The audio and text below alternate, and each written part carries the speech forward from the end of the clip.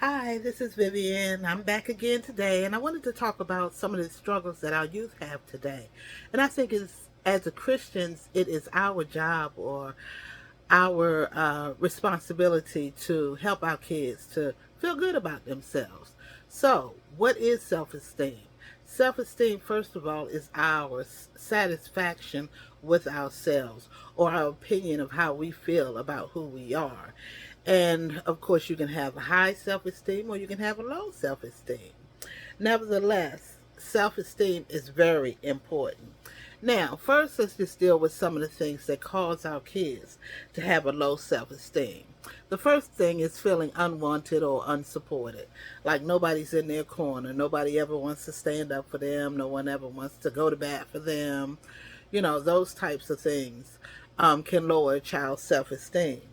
Also, by being overly critical or being criticized all the time by people in authority, like your parents, your teachers, people who have some type of authority over you or over your young kids, their babysitters, um, those things, because kids want to feel like they belong, and that there's somebody there for them.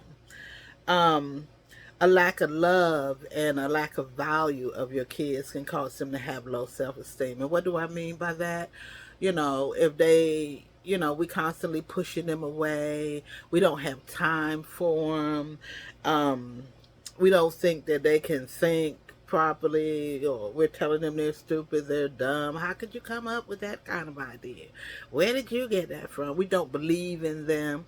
Those types of things can make a child feel love and unloved and unvalued. They doubt their abilities. And also setting too high expectations for them. Sometimes we expect our kids to be able to do things that we ourselves were not able to do when we were their age. Um, I know our kids look grown these days. They look like they twice as grown and twice as smart, but in reality, they're kids or teenagers. Teenagers are not adults, they are teenagers. They're becoming adults, but they haven't gotten there yet. And like I know, there are a lot of adults out there that ain't got there yet, but they're adults. That's their choice. So, how can we increase our kids' self esteem? Great, I'm glad you asked. What we can do is acknowledge and celebrate their accomplishments. They get good grades, celebrate it. Tell them how smart they are. They do their chores. I know they're supposed to do their chores. But when they do their chores and they complete their chores, we need to let them know, hey, I'm so glad you washed all the dishes and cleaned the kitchen, you know. Or I'm so glad you took out the trash or you made your bed this morning. I'm really happy about that. Those types of reinforcements make our kids feel good about themselves. Um, Another thing that we can do is set realistic goals for them, and that just falls in the line of age appropriate goals. We can't expect a 5-year old to wash all the dishes and take out the trash and mop the floor. That's just too high of an expectation. And what happens is they begin to feel like that they are a failure. And we know that they are not a failure. It's just that they were given a task that was way above what they were able to perform, you know. So we need to have them to grow up feeling that they can be successful in things, in different tasks that they might try to accomplish. And as they get older, we up the ante on those accomplishments so that they'll have a healthy growth rate as it relates to their achievements and their successes in life. Um, and even too, our kids play games. I know they had this thing out. I don't know if they still do this or not, but they want all the kids on the team to be a winner. But in life, we are not all winners. And we need to teach our children, too, that we're not going to win all the time. Sometimes we're going to fail or we're going to lose. And it's okay. We just, long as we gave our best efforts and we did the best that we can, highlight those great achievements they did if they're on a basketball team or a football team. Yeah, you made that field goal, or you made that touch, or you made that touchdown, or you made that tackle, or you made that basket. Celebrate the positive things they did within that loss. You know what I'm saying? The last thing is that I'm going to talk about today is to encourage independent thinking.